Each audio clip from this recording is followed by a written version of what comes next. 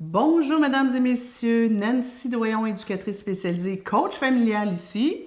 Maryse Pépin, éducatrice spécialisée aussi et coach familial, formée par Nancy Doyon. Hey, on est là encore une fois pour vous parler du programme SOS Opposition que Maryse et moi animons ensemble. Et dans cette vidéo aussi, on veut juste comme vous aider à comprendre que on sait ce que vous vivez, les parents.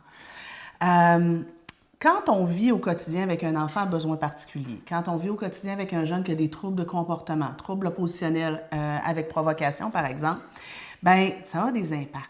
Ça a des impacts. Premièrement, comme parent, le sentiment d'incompétence est assez souvent là. Hein? On reçoit beaucoup de jugements aussi de l'entourage. C'est comme, envoie-moi une semaine, je vais y régler son problème. Écoute, je peux te l'envoyer 2 mois? Mais tu sais, souvent, ce qu'on se fait suggérer comme stratégie d'intervention, ça marche pas. Ça marche pas.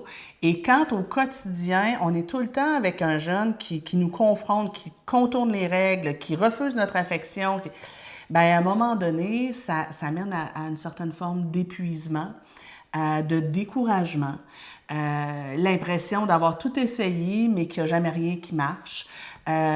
Parfois, c'est notre estime de soi, comme parent aussi, qui en prend un méchant coup. L'impression que on est maladroit, qu'on ne fait pas la bonne affaire.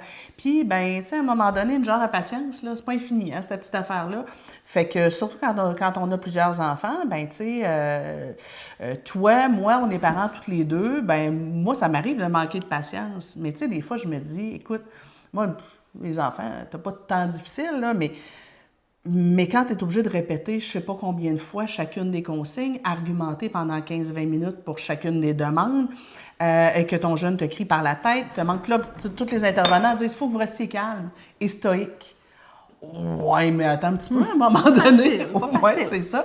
Et invariablement, les parents finissent par perdre patience, puis lever le ton ou acheter la paix.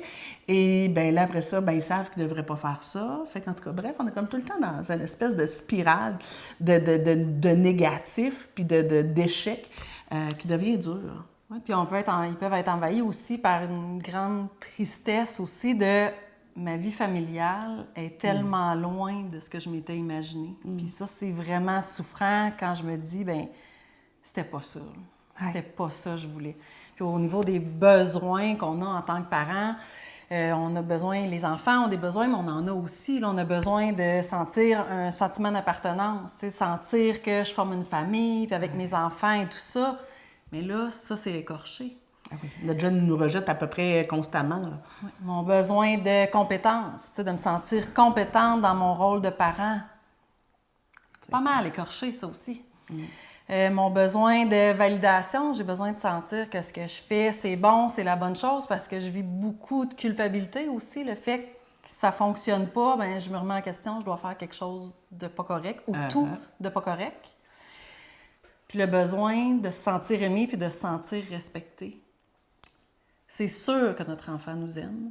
C'est sûr que l'enfant pas toujours à droit pour le montrer.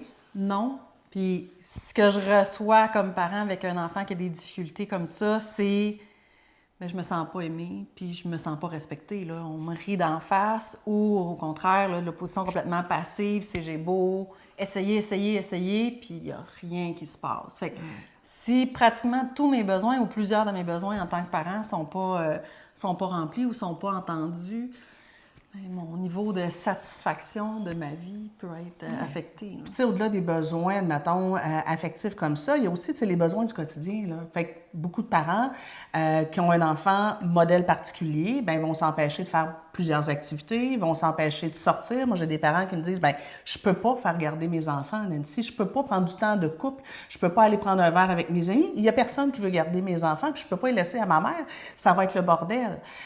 Parfois, on s'empêche de faire des sorties, des activités, parce que, tu sais, quand tu es en ski en plein milieu de la montagne, puis que ton jeune se désorganise, ça pose problème, là, tu sais. Tu peux pas te le mettre sur l'épaule avec d'un bord avec les skis de l'autre, là, tu sais. Fait que ça amène beaucoup de restrictions dans la vie sociale. Ouais, puis je peux m'inquiéter pour mes autres enfants aussi. quand je suis pas là ou quand il y a une gardienne ou de les laisser ou dans une sortie, ça peut faire peur. Ben oui, et tu m'amènes justement sur un autre point, tu sais, dans les impacts familiaux de vivre avec un enfant à besoins particuliers, il y a la fratrie. C'est pas rare qu'un enfant oppositionnel va frapper, insulter, intimider les frères et les sœurs. Fait que là, ben, comme parent, à un moment donné, ben, tu as peur de l'impact que ça peut amener sur le développement de l'estime de soi ou la tolérance à la violence de certains jeunes. Tu sais. Puis c'est pas rare, moi j'ai vu dans plusieurs familles où on va demander à la fratrie. Puis, à juste titre, là, on comprend, là. Mais tu sais, admettons, on demande à la fratrie, ben quand ta sœur se désorganise et crie, hurle, ben nous autres, pendant qu'on s'occupe de cet enfant-là, ben on va demander, par exemple, à l'enfant plus vieux de s'occuper du bébé ou de se taire, de surtout pas en rajouter. Fait que là, ben tu sais, à quelque part, comme parent, tu dis, ouais, mais c'est injuste, tu sais, ou on va se priver de sortie à cause de l'enfant problématique, mais on prive tout le monde. Ou encore, on fait une sortie, puis l'enfant qui a un trouble oppositionnel, ben sabote l'activité, puis ben, on est obligé de repartir tout le monde ensemble. Fait qu'il y a une espèce de sentiment d'injustice dans la famille. Et ce qu'on va voir souvent, c'est la dynamique de l'ange et du diable. L'enfant qui a un trouble d'opposition, ben dans la fratrie, on va avoir un enfant qui va se mettre une pression exagérée de conformisme. Moi, je dois être toujours parfait. Je dois être l'enfant ange. Je fais comme un peu sauver mes parents de mon frère ou de ma sœur qui est plus problématique. Et là, ben, chez ces jeunes-là, des fois, ça va tourner vers de l'anxiété de performance, l'anxiété de conformisme, une suradaptation de leur part. Il y en a des fois qui vont même être tentés de s'effacer. Puis moi, des fois, ce que je vais entendre, c'est « Oui, mais mes parents, ils en subissent déjà tellement. Ouais. Ils en ont déjà tellement à faire que je deviens invisible, que l'enfant devient invisible. » Mais ça a des impacts. Là, exact. Puis ça a des impacts jusqu'à l'âge adulte. Parce que, tu sais, je me retrouve des fois, comme coach familial, à travailler sur des adultes qui ont appris à tout le temps laisser leurs propres besoins en berne pour prioriser les autres. Parce qu'ils ont grandi dans ce milieu-là. Bref, tout ça pour vous dire que dans le programme SOS Opposition, c'est des éléments qu'on vient adresser. On va prendre soin de vous donner des outils comme parents pour savoir comment manœuvrer avec votre jeune qui vit toutes sortes de problématiques.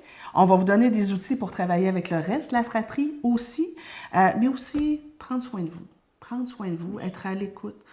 Vous offrir de l'espace-temps pour vous confier en toute sécurité avec d'autres parents et avec nous parce que ben, c'est pas tout le temps, l'entourage ne comprend pas tout le temps ce que ça peut vouloir dire. Je pense que si tu le vis pas ou si, comme nous, on va le vivre, mais indirectement avec les familles qu'on va voir, mais je pense que si on n'est pas dedans, si on le voit pas, c'est difficile pour l'entourage à comprendre à quel point ça peut être intense et souffrant, mais tout le temps ou presque. Oui, c'est fait que donc, avec nous autres, on va sortir du jugement gratuit pour aller un petit peu plus vers de l'accueil, de l'empathie, de la sécurité. Ben oui, on va vous donner des outils, mais on va prendre soin de vous aussi.